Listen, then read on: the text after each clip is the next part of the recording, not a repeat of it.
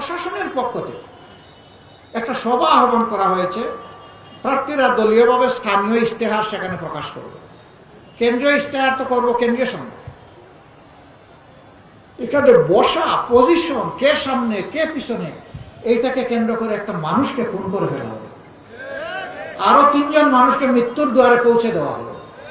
তারা এখন হাসপাতালের বেডে জীবন মৃত্যুর সাথে লড়াই করছে।